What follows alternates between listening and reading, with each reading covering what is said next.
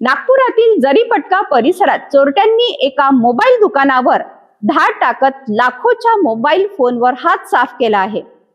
दुकानाचे शटर तोडून तब्बल 33 नवीन आणि जुने मोबाईल फोन चोरीला गेल्याने व्यापाऱ्यांमध्ये भीतीचे वातावरण निर्माण झाले आहे। या प्रकरणी जरीपटका पोलिसांनी अज्ञात आरोपी विरुद्ध गुन्हा दाखल करून तपास सुरू केला आहे। नागपूरच्या जरीपटका पोलीस ठाण्याच्या हद्दीतील कडबी चौक परिसरात ही चोरीची घटना घडली।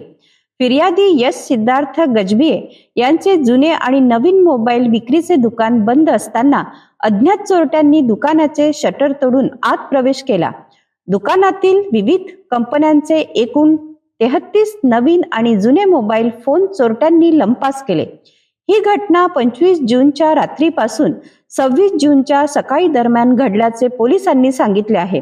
दुकानदाराने दिलेल्या तक्रारीनंतर जरीपटका पोलिसांनी अज्ञात आरोपी विरुद्ध भारतीय न्याय संहितेच्या संबंधित कलमान्वये गुन्हा दाखल केला आहे। सध्या पोलिसांकडून आरोपीचा शोध सुरू असून परिसरातील सीसीटीव्ही फुटेज आणि इतर पुराव्यांच्या आधारे तपास करण्यात येत आहे। नागपुरात वाढत्या चोरीच्या घटनेमुळे व्यापाऱ्यांमध्ये चिंता व्यक्त केली जात आहे। या प्रकरणातील आरोपींना पोलीस किती लवकर अटक करतात आणि चोरीचा मुद्देमाल जप्त करण्यात यश मिळते का, याकडे सर्वांचे लक्ष लागले आहे।